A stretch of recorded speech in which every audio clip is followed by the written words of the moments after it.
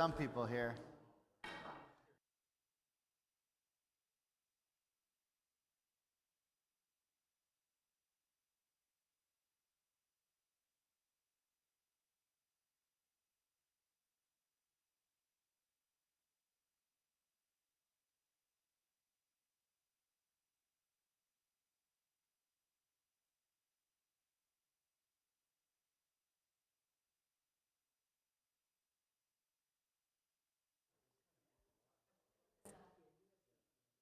Hi to everyone who's watching at home. I hope you can hear me.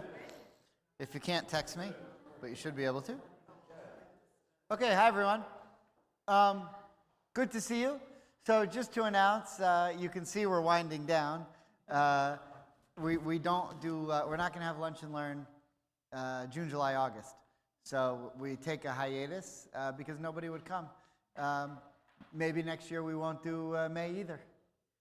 No, I'm just kidding. But usually we've been getting. Well, no, you are everybody. But I told you, no, when I told you a story when I used to teach in Fort Myers, my old shul. I told the president that I was going to teach a class on Mondays called Midrash Mondays. And every Monday at noon I would sit in the library and teach Midrash for anyone who wanted to come. And she said, "What? Who's going to go to that?" I ended up doing it for several years. About 5 to 10 people would come and we'd study Midrash and it was great. But she said, "Who's going to come to that?" I said, "How many people do you need for that?" I said, "At least one." But if I get any less, then I refuse to do it. So, yeah, she was a reasonable woman. She was a reasonable. So today I'm going to talk about Israel at 77, the good and the bad. There's plenty of both. Where we are in now the second year of the post-October 7th world. And try to give you, a lot's happened this week. And a lot is happening this week in the Middle East. And Trump is not going to Israel. But everywhere else that he is going affects what's going on in Israel in huge ways. But in ways that maybe you haven't considered. Now, if you're one of these people who listens to podcasts, you could listen to Dan Senor, or Chaviv Redek Gur, or Eitan Levy, or Douglas Murray. All of these are people who look to see what I'm saying on social media and then take their cue from that, listen to my Torah study class, and then develop an idea. So that's who these guys are. No, these guys are unbelievable. I mean, but look, that's all they do. They spend all their time, they've studying this stuff, and they have contacts that are beyond belief. And they get really deep inside information. And what's incredible about it is, if you're someone who's really knowledgeable about the Middle East, especially Israel, and then you go and listen to these guys, they say it in a way that makes it sound like, or makes you feel like you don't know anything about what's actually going on. So, and this has happened to me. I'll listen to Chaviv Redek Gur or Dan Senor is interviewing Michael Oren or whoever, and you'll listen to it and you'll say, "Wow, I didn't know that. I didn't know that. I didn't realize this. I didn't see this coming. Now, when I do that, I've been studying this stuff for the last 30 years. I've been to Israel 30 sometimes. I speak the language there. I watch the news from there. I know 1 million people there. My family lives there. And I listen to it and say, "Wow, I didn't know that at all." Compare that to an 18-year-old kid at Columbia who admittedly got into a better college than I did. Although my mom went to Columbia, so screw him. But went to Colombia, has purple hair, has never been to Israel, never been there, doesn't speak the language, doesn't know anyone there, but is willing to risk his future to put on a show, identify with terrorists, and tell us what we don't know about what's going on in Israel. Do you see the comparison? If I don't really know it, they don't have the slightest clue what they're talking about. But this phenomenon has overtaken the world, or has overtaken our world as American Jews, because they've infiltrated so many different areas of our culture. And we have to try to figure out how and why this happened. Because these idiot students who are putting on these shows at Harvard and wherever, they're useful idiots. They're the marionettes, they're the puppet at the bottom. They're not pulling the strings of anything. But there are people who are pulling their strings that are extremely powerful and extremely dangerous. Extremely wealthy. And these are the things that we need to understand. So I want to give you the good first. Usually people like to hear the bad news first and then the good news.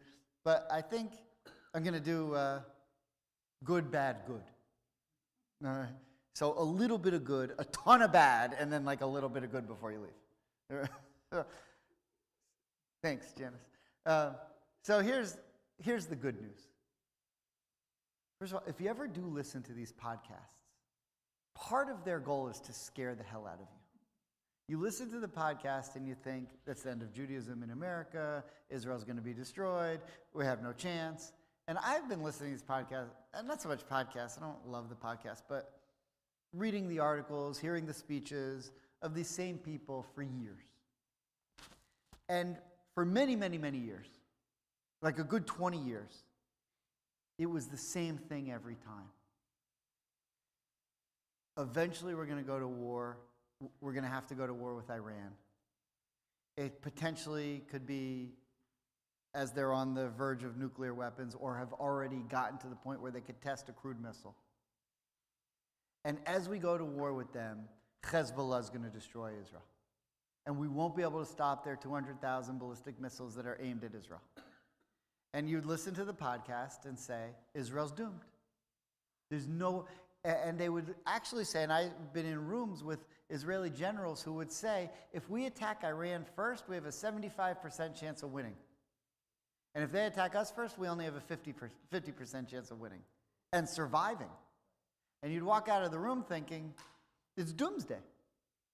And for a good 20 years, everything was doomsday, that there's no way we're going to be able, even if we stop. And the big debate was between Netanyahu and Naftali Bennett is, do you attack the tentacles first or you attack the head of the octopus first? You wipe out the Houthis, Hamas, and Hezbollah first, or as Naftali Bennett, and that's always been Netanyahu's strategy, is to deal with the tentacles.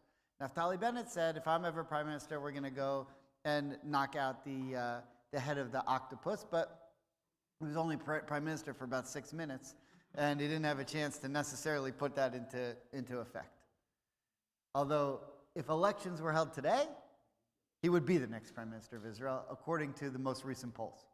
His party is getting 23 seats, Bibi's 21, and then so forth. But Bibi could only get about 47 seats, even with all the Orthodox parties. And as of right now, Naftali Bennett with Benny Gantz's party, with Yair Lapid's party, with his Avigdor Lieberman's party, and with Yair Golan's party called the Democratim, which is what Labor used to be, they would be 63. I mean, they would, which is, used to be a small coalition, now would be a landslide. And maybe Shas potentially would join them, which would give them 73. Maybe not, but maybe. Because Shas would say, Shas is the Sephardic ultra-Orthodox, but they would say, well, we don't have to join. But if we do join, we'll get stuff. And maybe we want stuff. So maybe they would join. So, and then it would be a very strong coalition. So, who knows? Now that October 7th happened, for about a year and a half, it was completely depressing because even though we were destroying Gaza, we weren't making much progress. We're getting some hostages back, but not. With hostages, you either get them all back or you don't. Because as long as there's even one, everyone in Israel is traumatized and they can't even get to PTSD because they're still in trauma. And you can't even begin to get to PTSD until all the hostages are freed. So you could get, okay, a hostage here, a hostage there. We had a hostage yesterday, thank God, but still 58 left. How many are alive? Somewhere between 20 and 23, according to the government and Trump, if you believe what they're telling us.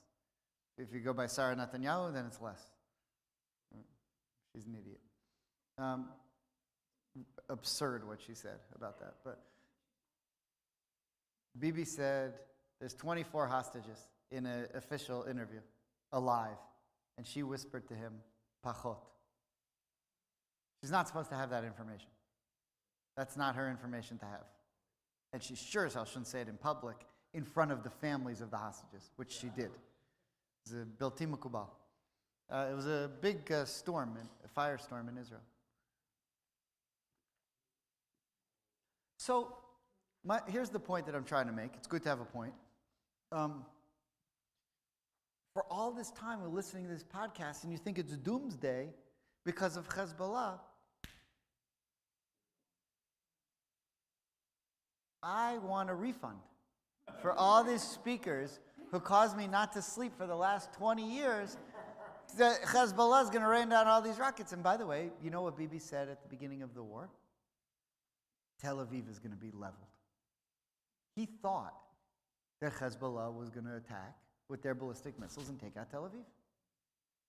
And Dimona, the nuclear reactor. And Haifa. And it didn't happen. And then all of a sudden, in one beeper operation, all of Hezbollah's fighters, their top 1,000 to 2,000 people who were in charge of the rocket launching, were maimed or killed. And Sinwar was killed, the head of Hamas. They tried to kill his brother today, Israel. Muhammad Sinwar, who's now in charge of Hamas. Israel just tried to kill him. We don't know yet if they got him or not. But as I was walking in here, I just got an alert that they attacked and tried to kill him. Hopefully they did. But then they killed Nasrallah. And Nasrallah was so far down underground that Hezbollah didn't believe that Israel had the types of bombs that could go that far down. And for all of this talk that Biden wasn't giving Israel the bunker busters that they needed, they have them. And by the way, all of this stuff, and I've heard this from sources in the IDF, so whenever they tell me, don't tell anybody this, that's the kind of stuff that I use here. Right. But what they really mean when they say to me, don't tell anybody, because they're not going to tell me really anything important, but they do tell me something sometimes where they say, don't write about this on social media, or don't put this in your temple newsletter or in the Miami Herald, or, the many other publications that I'm, well known. Yeah, well known, it may be in my next book, but like the Palestinian narrative, my book is historical fiction. So, yeah. I've been workshopping that line. So, yeah, it's not bad. It's not bad. You can feel free to use it. So, all this talk that we've been, Biden's not sending the weapons over. Israel has enough weapons underground to fight a war for 10 years. Easy. So when Trump comes in and says, I'm letting if it's not nailed down, send it over. And Biden said, we're not giving, we're giving this bullet, but not that bullet. It's all politics. None of it's reality. The bombing in Gaza never stopped. And when Israel needed to use the bunker busters, you know how far down he was? He was so far down. He thought he was safe there. He wasn't. So my point is that all the podcasts of the doomsday that I've been listening to for so long, none of it came to fruition because Israel had a plan. And the beeper plan was probably 12 years old. And the reason they did it when they did it, because they wanted to do it earlier and Bibi said no. The reason they did it when they did it is because they thought it was compromised. And they were worried that Hezbollah knew something about, and they were going to get rid of the pagers, and Israel said it's now or never, and it was a game changer. And Nasrallah, after that, was so depressed that they said he didn't leave his room. He just sat around and cried all day until he blew up. But it was a game changer. Now, as soon as that happened, when the Syrian, whatever they call themselves, the HTS they call themselves now, which stands for Huge Terror System. I think that's what they call themselves. I don't know. I don't know what the HTS really stands for. Some of this is meant to be funny. It won't kill you to laugh once in a while. But they call HTS the Syrians who conquered Assad. They saw that Hezbollah was destroyed. And they realized that they could conquer Assad no problem on their own. The problem was that if they did, Iran and Hezbollah would come in to attack them. And they wouldn't be able to do it. But as soon as they saw a moment where Hezbollah was out of the picture, they went into attack. And what happened? Iran scrambled its jets to come and attack the Syrians. And you know what happened? Israel sent its jets to deter the Iranians and allow it to take place. So overnight, Hezbollah and Syria fell. And they were part of the Iranian axis. Since Hezbollah has fallen, the Lebanese military, which could probably be defeated by Beth Am security if it went to a war. I mean, we could probably handle them. That's how efficient they are. By the way, our guys are good. Yeah. You mess with Lior and Sharon, Damo Barosho, your blood is on your own head if you mess with them. But they have now secured 90% of Hezbollah's weaponry and footing on the northern tip of Israel. And Hezbollah has successfully been pushed back behind the Litani River. So everyone in Israel who was evacuated, they've now moved back to their homes. Why do they feel safe doing that? Because from behind the Litani River, the Lebanese can't get their anti-tank missiles up over the mountain to shoot at the Israeli populations. From the top of the mountain where they were, they could. Now, the only thing they can shoot from where they are now, behind the Litani River, are missiles that go up in the air that Iron Dome can get. So now we can defend against them. And because of what's happened, pushing them behind the Litani River, getting rid of Syria, and destroying Hamas, Israel now has a new doctrine. And the doctrine is, never again will we allow a terrorist proxy to arm up on our border. Because that was a loser, and they let it happen, and it was a disgrace. It was a complete failure to allow Iran to build this ring of fire. But now Israel said the rules have changed. We're never going to let this happen again. And we don't have to worry about that anymore. We don't have to worry about Lebanon's border. We don't have to worry about Syria's border. And we've taken out Gaza. Now, there was a very, very right wing. Here's an idea. I don't know if you want to subscribe to this or not. So, Trump said we're just going to push out the Gazans, and we'll put golf courses, and it'll be Gaza Lago, and you can join. I don't play golf anymore, so I'm probably just going to join as a social member. But, play pickleball, whatever. But there was actually a Knesset member the right-wing party in Ben-Gvir's party, or the crazies. And she said in a Knesset meeting, here's what we'll do. We'll get rid of the Gazans, because she wants all the Jews back in Israel so the Mashiach can come. We'll get rid of the Gazans, and we'll put in Gaza the American Jews. and we'll kill two birds with one stone. She said this is a serious statement in a Knesset meeting. So I don't know how many of you want to sign up for this. Maybe nice place in Khan Yunis. But not the worst idea. It's you know what American Jews could do with that kind of Mediterranean coastline? The place would be amazing. There'd be Kushnerville and okay. So this is the good news.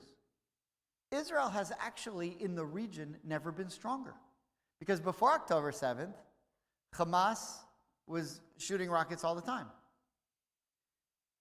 Hezbollah could destroy Israel. Syria was funneling weapons from Iran into Hezbollah. Meanwhile, Iran, we didn't even mention what happened to Iran. So Iran said, we're going to destroy Israel, and they sent up 320 some rockets. Those rockets were no joke. If one of those rockets would have fallen, it would have taken out a whole city. Some of those rockets were like 6 stories high.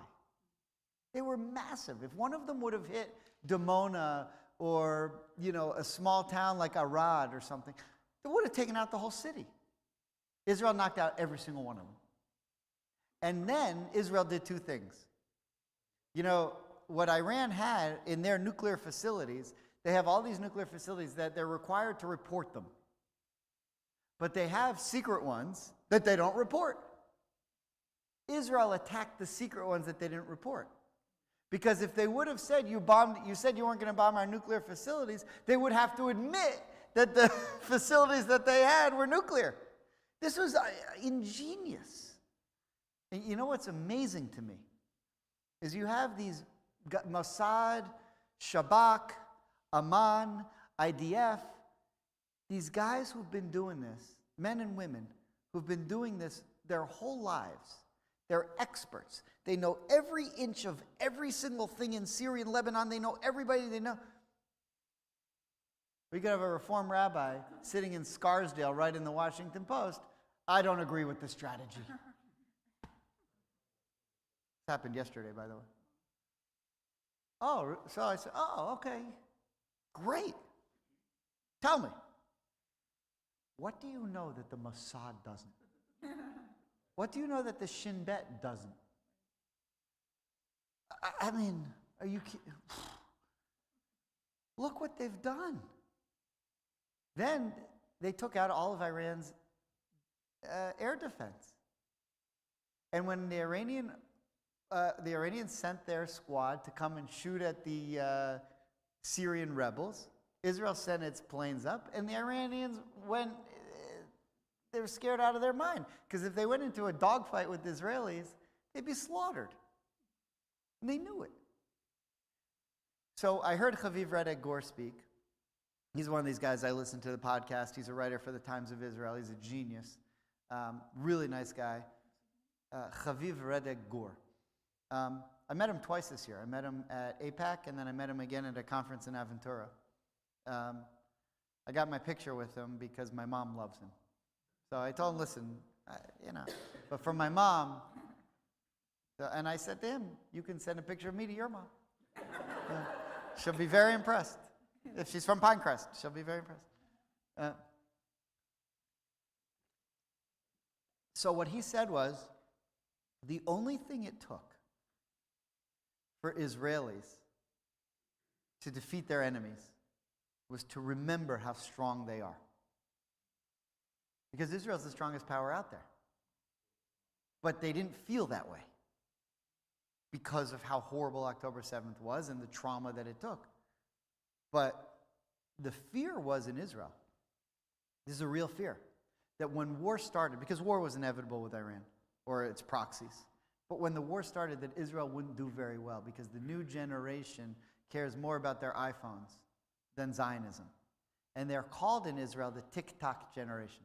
That's what they're called. I'm probably here too. Well, it turned out that the Tick-Tock generation has proven itself to be the most valiant and brave fighters maybe in Israel's history. And what they've done, because, even with all due respect to the Six-Day War and the Yom Kippur War, those were short wars. This is already going on 2 years. And they're still doing it, day in, day out. And the injuries are, you hear a soldier was mildly injured. Mildly injured means lost a limb. A minor injury is maybe you lost a finger, maybe you lost an eye. Moderate is you lost a limb. Major, or kasha, is you're lucky to survive. So everywhere you go in Israel, you see people without a foot, without a leg, without an arm, everywhere. There's no city that doesn't have people like this. I met a bunch of them myself. Because this war is no joke. It's horrific. So, but they're showing themselves to be so valiant.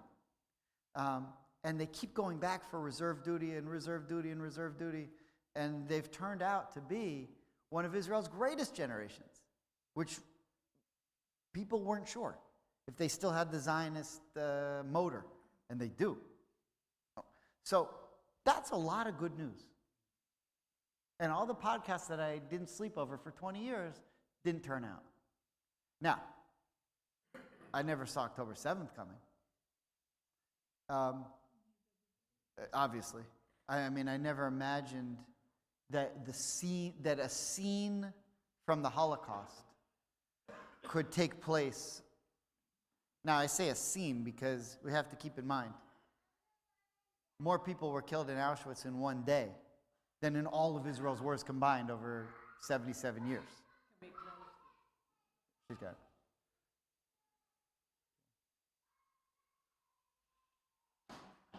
We never complain about the sound of Jewish children's voices unless it's when I'm talking. Then it's totally unacceptable. So, comparisons to the Holocaust are, I think, grotesque. But for a few hours, it's what it was like. Horrific. So we didn't see that coming. But the result of that has been really totally bringing Israel's enemies to its knees. The problem, though, is, as great as Israel's battle, well, let's say three problems. As great as Israel's success on the battlefield has been,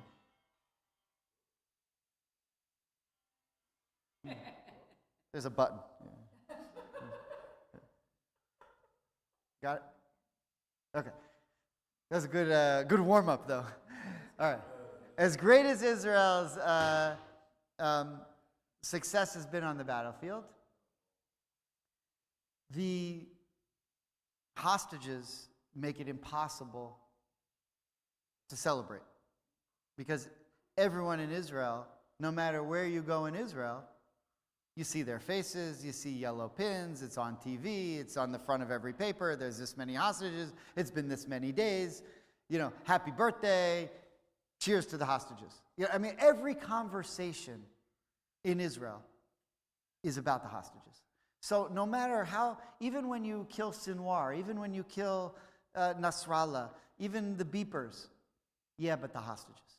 So problem one is, we can't even get to PTSD in Israel and the Jewish world and anyone who's moral until all the hostages are released. So that's the first problem. No?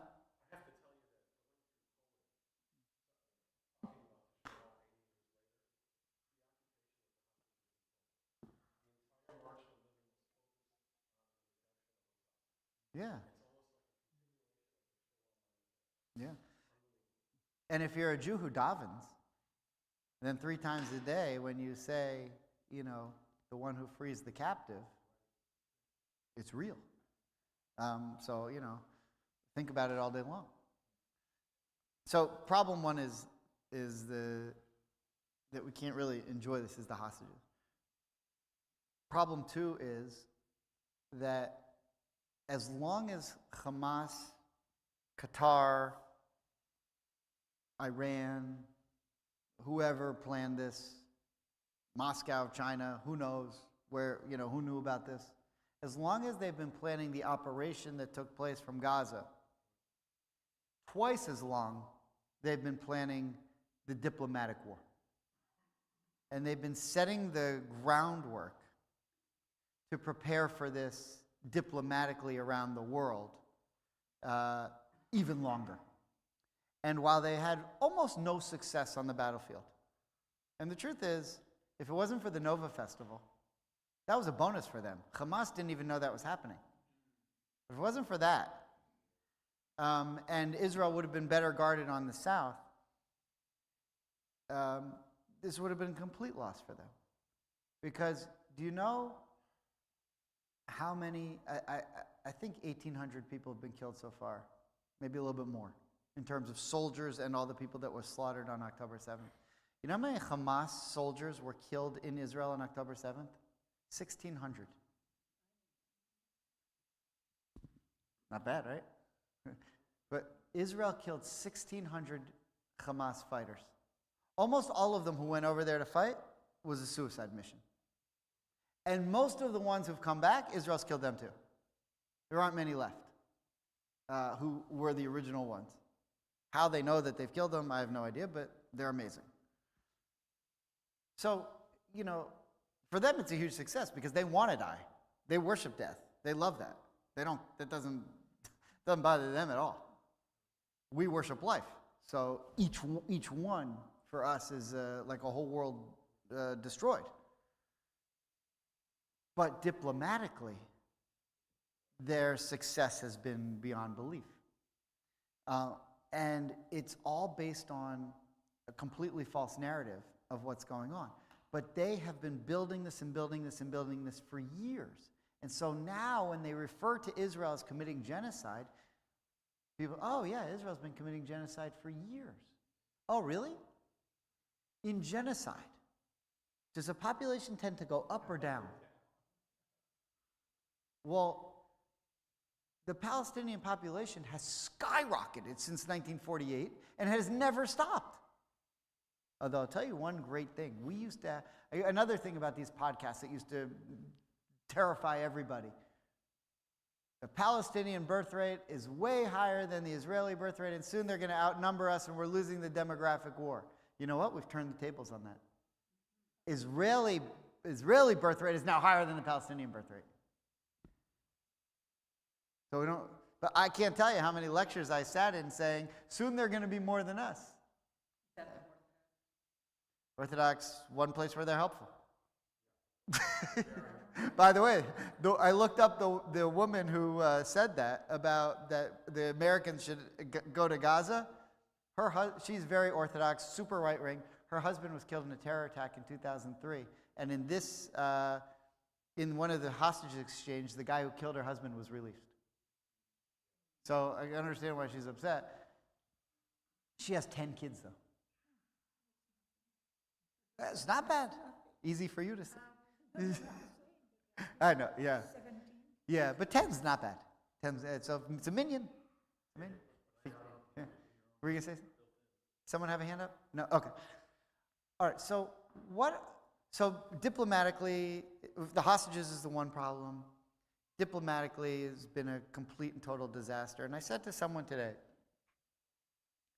we've lost the diplomatic war. And she said, I don't believe that we have. Okay, if you turned on the news lately. But the reason we've lost the diplomatic war is because Zionism, in many circles, has become a dirty word.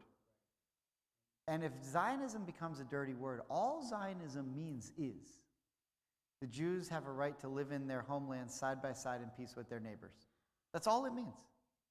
And if you don't believe that, then you are saying the same thing as Jews don't have a right to exist. It's the same thing.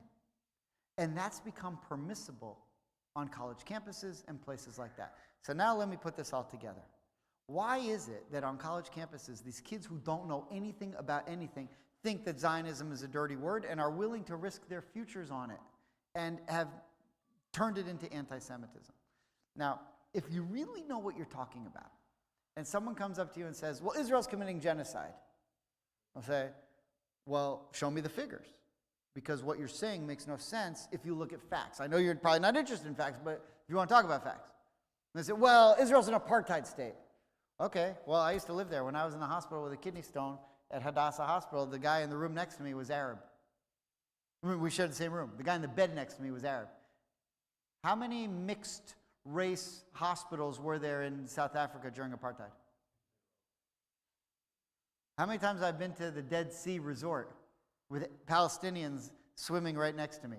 How many pool areas were mixed race? I mean, apartheid makes no sense. Well, Gaza's an open-air prison. Really? How many times have you been there? They won't let them into Israel. So why don't they just go to Egypt? They have a border with Egypt. Oh, I don't know. The Jews. What? Makes no sense. Egypt's not Jewish. What are you talking about? Whatever argument they have is fictitious. So I get in these arguments all the time online. I don't know why I do it to myself, but I usually end up saying, listen, let's not argue. Intellectual thought is not for you. This is not your thing. You can't keep up a conversation. You have no idea what you're talking about. Here's what I recommend. Get a keffiyeh, go to Colombia, dye your hair purple, yell anti-Semitic. That's for you. That's what you can do. Intellectual is not your thing. Then I block them. Okay. But if they want to speak to you on the facts, it makes no sense. If you take my class on Ariel Sharon the other day, you saw that the West Bank's an open-air prison. Really? Why? Because of the Second Intifada, because every day you walked in and blew something up. Before the Second Intifada, there was no fence around it. But because of the Second Intifada, the only way to end the Second Intifada was to build the wall. You don't want the wall? Put down your weapons. Just give up your weapons. We'll knock down the wall tomorrow. How about this? There's no aid in Gaza. Really? How many Gazans have died from starvation? Show me the pictures. I haven't seen one article. Don't you think if people were actually starving to death in Gaza, that would be the first thing on every single newspaper? There's not one article. How many people have starved? 0. Oh, well, they don't have in Gaza anymore Fiola, or they don't have Motec, the stuff they. So I have a simple formula. Give us back the 58 hostages. You can have all the McDonald's you want. That's it. There's no Schindlers in Gaza. There's no righteous people helping us turning in the hostages. Not even for the rewards. Nothing. Now, that's a little harsh to say, because I do believe a lot of the intelligence that Israel gets in order to attack Hamas does come from people in Gaza. I think there are people who are helping, but they're not helping with the hostages, and they could. Now, okay, so that's a little bit of a framework. Let me tie it all together now to hopefully make it make sense, because here's the real problem. So Trump now is going to Saudi Arabia, the United Arab Emirates, and Qatar. And he's not going to Israel. Some people are upset. Why isn't he going to Israel? Okay, well, he talks to Bibi every day. Who cares if he goes to Israel? The real question we have to ask is, why is he going to Saudi Arabia? Why is he going to Qatar? Why is he going to the UAE? Today was announced a $120 billion deal with Saudi Arabia, a defense deal. And the belief was that Trump would only be interested in these kind of deals if it could get Saudi Arabia to normalize relations with Israel. But because of the war, Saudi Arabia was pretty close. And you have to give Saudi Arabia credit and their king credit. Saudi Arabia is one of the most anti-Semitic countries in the world. And he's really changed that. He changed the education system, changed the media. Now they only hang Jews once in a while. They don't have pogroms weekly anymore. It's just, all right. Just, they don't, he's really changed the tenor of the country to try to westernize the country. So He did, though. You ready for a joke?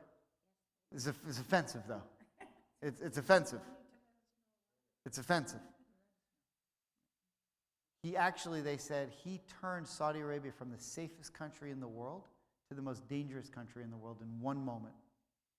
Because he let women drive. It's offensive. I told you. It's just a joke. It's just a joke. It's offensive. I know it's offensive. All right. It's just a joke. It's just don't go slash my tires. No emails. The president's here. She knows. All right. Just a joke. Okay. Now, so why is Trump doing this? And why did he now take the step to say, which seems like a huge slight against Israel, that I'm going to make this deal with Saudi Arabia, even if I'm not going to force Saudi Arabia to normalize relations with Israel? And actually is a very good deal for Israel. Because here's what was going to happen. In the Middle East, or really in the international arena, you're either... You ever hear the saying, if you sit down at a poker table and you don't know who the sucker is, it's you? That's how it is in the world. You're either getting the better of someone or someone's getting the better of you all the livelong day in the international arena. And when it appeared now that there's a distancing between America and Saudi Arabia, because Saudi Arabia can't normalize relations with Israel now because it would be so unpopular in Saudi Arabia because of the war in Gaza. Just because Saudi Arabia is thinking about normalization, don't think that they're Zionists. They're always going to be on the side of the Palestinians, no matter what. They're Arab. They're Muslim. They're always going to be on the side of the Muslim before the Jew. Always, no matter what. But now that there is a little bit of a distancing, China moves in. And China says, wow, you know what Saudi Arabia really wants?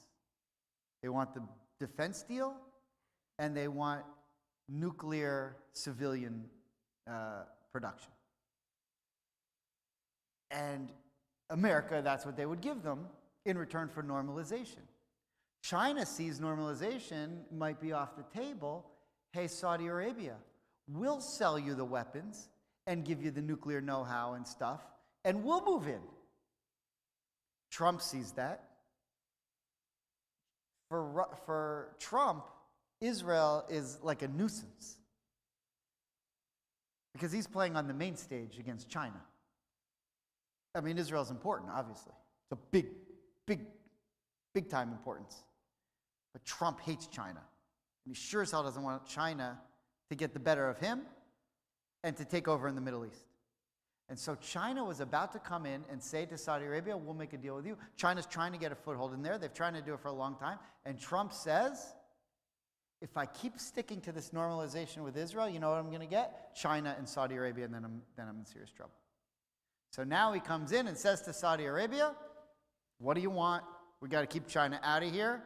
And if you're getting it from me, you're getting all the weapons, you're tied to all that, you've invested $1 trillion in American businesses, which is also what Trump gets, which could certainly use the money. Now you have control over Saudi Arabia. But if you let China move in, you have no control over Saudi Arabia. Not only that, China has control over Saudi Arabia, and then Israel's in a much worse situation. So Trump calls up Bibi and says, I'm coming over there. Forgive me if I don't see you, but I'm about to save you. And that's what just happened with Saudi Arabia. Now, at the same time, you could argue that whereas Iran was the biggest threat to Israel in the world, today it is not Turkey, but Qatar. Qatar has endless money. First of all, there's only like 12 people who live in Qatar. Right? There's literally like, I think they have 3 million people live there. Yeah. 3 million people there. There's nobody there. Nobody wants to live there. The it's 4,000 degrees in the shade. There's nothing to do there. And all they have is money. Yeah, I mean, they just print money. They literally just print money. They have all the money they want. They've invested between 7 and 20 billion. This is according to the FDD. This is not my number. Between the FDD, and they're having trouble figuring it out. But the FDD, Foundation for Defense of Democracy, Jonathan Schanzer, these are the best. This is who the government listens to. A minimum of 7 billion and a maximum, they think, $20 billion in American universities. At the same time, they're giving Hamas $30 million a month. A month to keep them afloat. They control Hamas. They are Hamas. They said release Alexander, the hostage who was released yesterday. Release him now because Trump's coming here. And we want to do business with Trump. Release him now. Hamas said, oh, no problem. And what this proved, what happened yesterday proved to the world, and we didn't really know this for sure until yesterday, that Qatar 100% controls Hamas. So who's been mediating these hostage negotiations? Qatar. Now, not alone, with Egypt. Now, Qatar owns a whole street in D.C. They own the Park Lane Hotel in Manhattan. Who's in business with them on that? Steve Witkoff. They have business with Pam Bondi. They have business with Kushner. All these people are tied into Qatar. You know who the most pro-Israel senator was in the Senate, going back the last 10, 20 years? Bob Menendez. Bob Menendez is going to jail. Why? Corruption from Qatar. They got to him too. They got to all the universities. But when Jews donate to a university, we put our name on a building that says study science here, study math here, you know, the Finkelstein dorm, whatever, live here, go to college. When Qatar gives money to Harvard, it's to endow this professor. By the way, we want to say and who that professor is going to be. Oh, no problem. For $1 billion, you can stick wherever you want. Oh, great. Well, now Aziz ibn al-Hud Jihad killed the Jews is teaching Introduction to Judaism. This is what's happening. And so we have the buildings.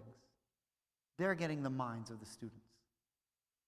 And most of these Columbia students and Harvard students have sat in classes with these professors who brainwashed them and told them to go out and do this, that, or the other thing. And that's who they are. And they don't know anything about anything, but they say, yeah, I don't really understand the issues. But that guy who's got 7 PhDs told me that Jews are committing genocide, so it's got to be true. Look, I went to rabbinical school with teachers from PhDs from Harvard who told me that Moses never existed. So just because you have a PhD doesn't mean you know anything about anything. That was a Reform rabbinic joke. Not for this crowd. All right. Kills at Chabad, though. All right. Yeah.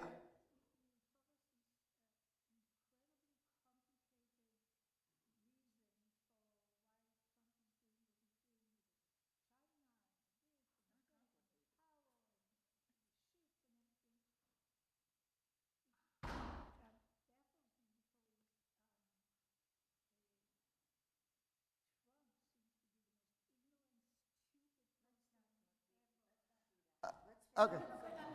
No, I seriously. So I don't.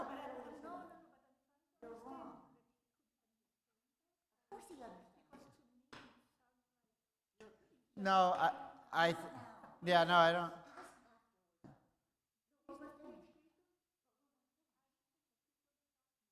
Uh, I'll answer. I'll answer. So no, I don't. I don't necessarily agree with you. I think he actually is. I think he's very calculating, and I think he knows what he wants. Now, Is he an expert on Middle Eastern policy? I don't think anyone thinks he is. He has people working for him who are brilliant, who are very, very smart.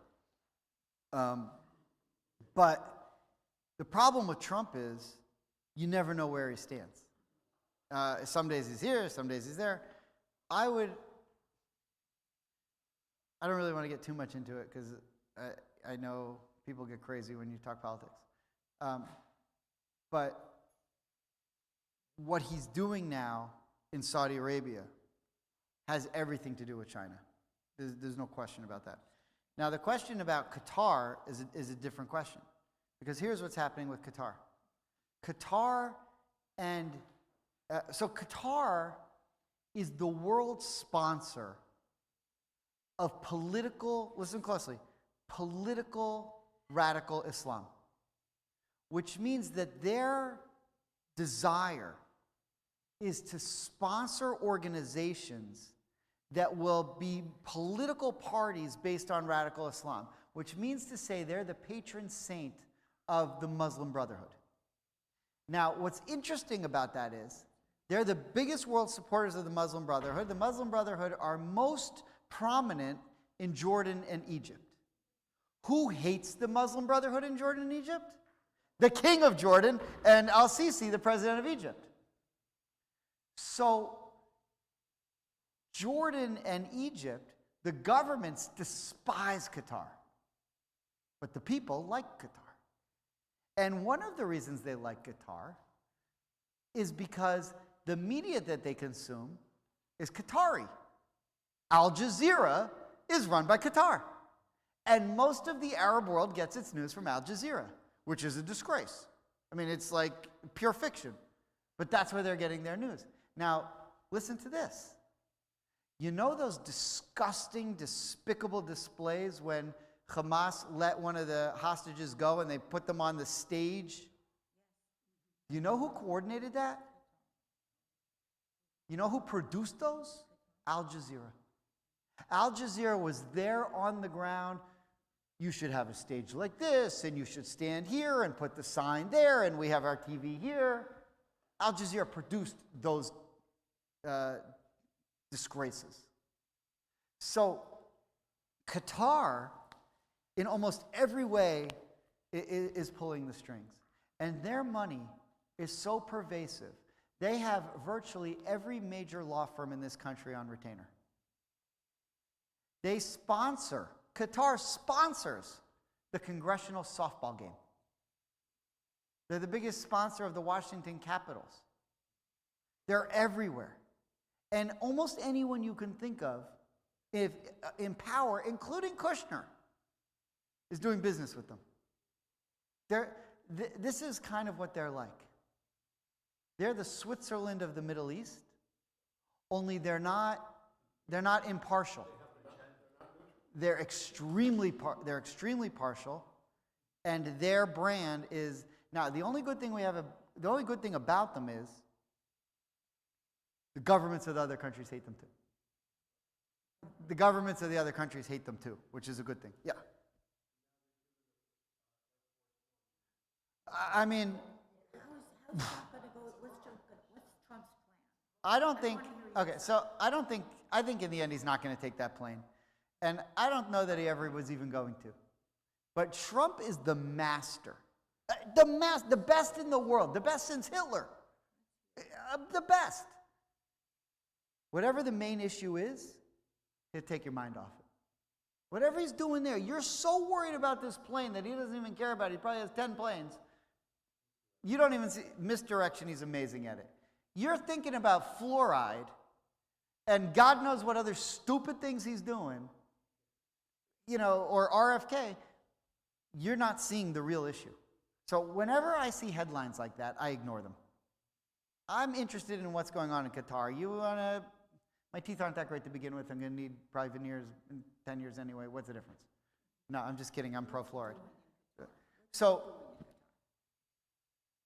what he realizes is two things. One, Qatar comes with Saudi Arabia. And they're together going to, in order to get everything that they want, they're going to invest $1 trillion between them in American businesses. Which Trump comes home and says, I just got $1 trillion into our country. We're all going to say, pretty good trip. It's not that often you get $1 trillion for a week's work. But what Trump realizes is, and one of the things that he really wants to be known for is ending these wars. And there's no point, talking to Hamas is a waste of time. Qatar runs the show. And I'm hoping that he's going to come back and say, I cut a deal with Qatar to end this war and bring back the hostages. That's what I'm hoping is going to happen. Now, I don't know that that's necessarily going to happen, because Qatar is as evil as the day is long. And I don't know if it's in their interest for the war to continue or not. What I do know is this. If Qatar ever again, our security team here could probably take out Qatar. They don't have anything. Israel could wipe them out in 5 seconds. I don't even think they have an army. But, so I'm not that way. There's nothing really Qatar could do physically to Israel. But what Qatar is doing to us here is scarier. Qatar is basically buying America. Now, and in buying America and in buying our universities and in buying off college presidents, they're brainwashing our kids. Now, the one thing I will say, though, is, and this is what I think everybody believes, they've gone too far.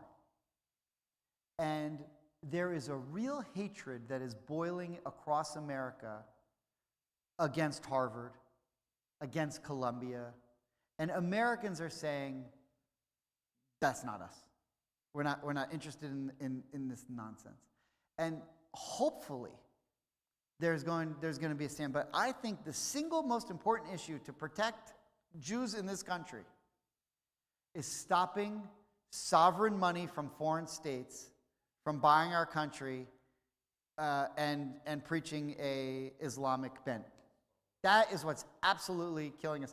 I'm more afraid of that. That's causing more anti-Semitism than anything Trump, Biden, anything that anybody could do.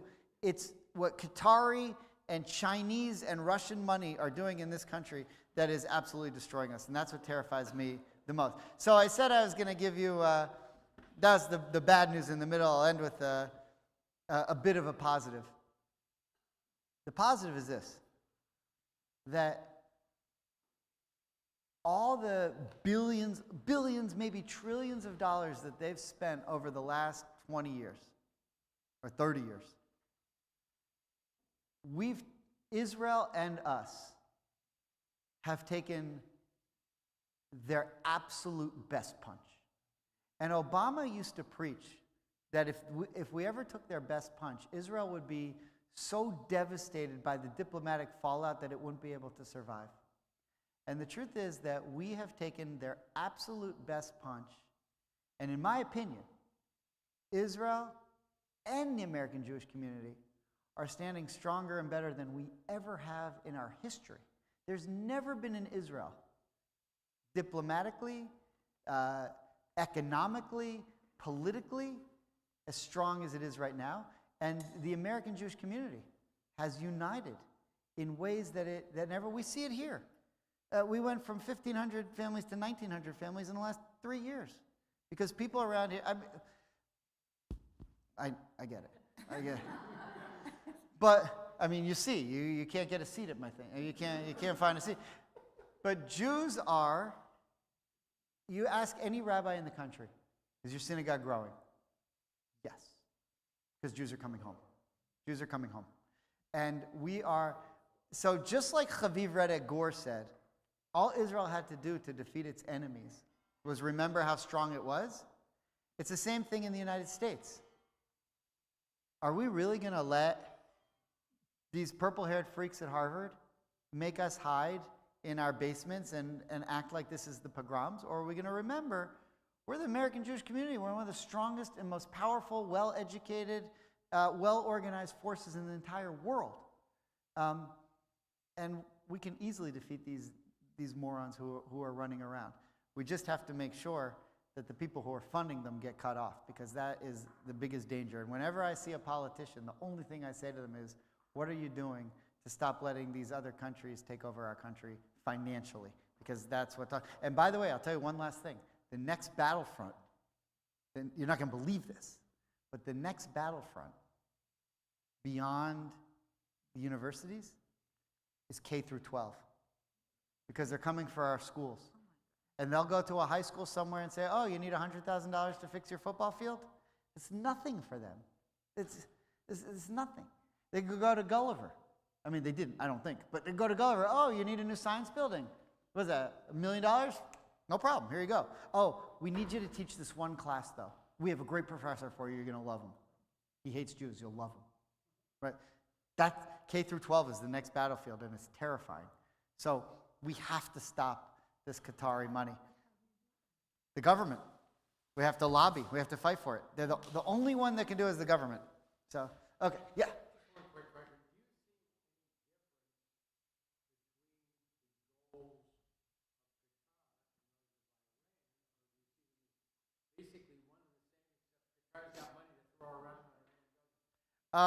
It's a very interesting question. She said, what's the difference between Iranian goals and Qatari goals? So Qatar is a Sunni. They're not, so they support their goals. I mean, they don't have an army. They don't have, all they have is money. And their goal is to get other countries, other Arab countries, radical Islamic leadership. That's what they want. They want to spread their type of Islam around the world. They are the largest funders of ISIS. They were the largest funders of Al Qaeda. These Qataris.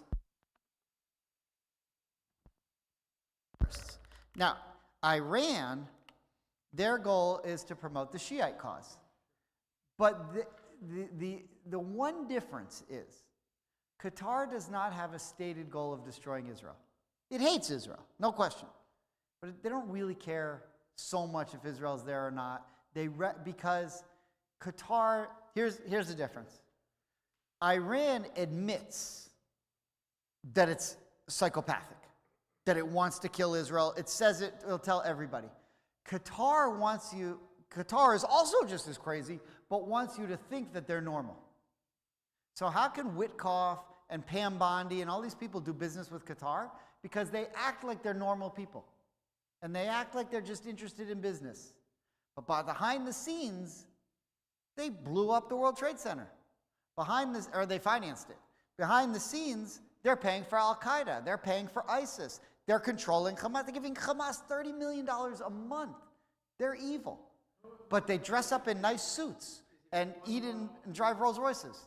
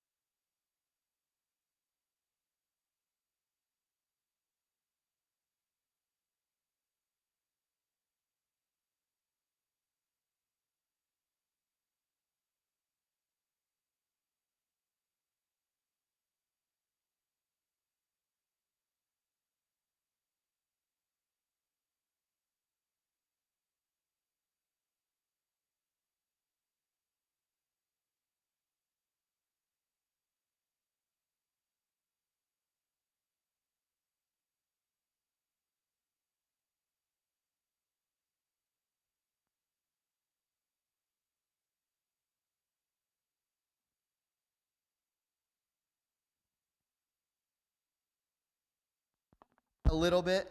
It was an absurdly insensitive and ridiculous statement. But yeah, we have to destroy Hamas. But it was very insensitive.